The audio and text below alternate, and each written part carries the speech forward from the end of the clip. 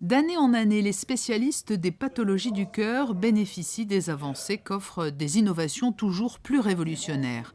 À l'heure où l'on parle beaucoup dans les médias du cœur entièrement artificiel, des valves mécaniques ou du devenir de l'imagerie cardiovasculaire, le Centre cardiothoracique vient de réunir plus de 155 spécialistes à Monaco pour faire le point sur les toutes dernières nouveautés et évoquer leur pertinence ou non.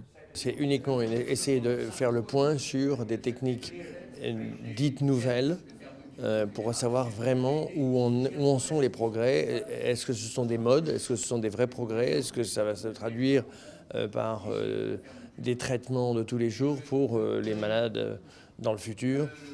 Ou bien ce sont seulement des idées? C'est très important. Le but de réfléchir, la médecine ne peut pas se couper de la recherche, même si c'est une recherche clinique, il ne s'agit pas de recherche fondamentale.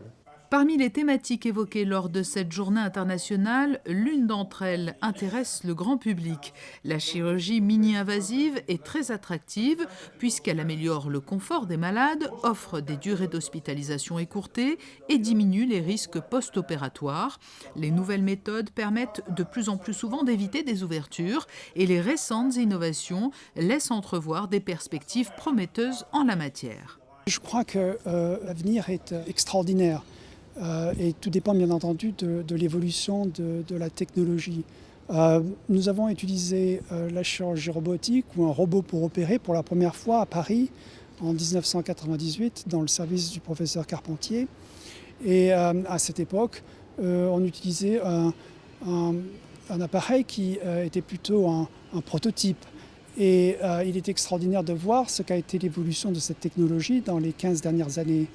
Et il est aussi fascinant de voir ce que les compagnies qui fabriquent les robots ont dans leurs ateliers de recherche et projettent pour le futur. Cette journée d'information mise en place par le Centre cardiothoracique de Monaco est d'autant plus importante que les maladies cardiovasculaires ne cessent de se développer.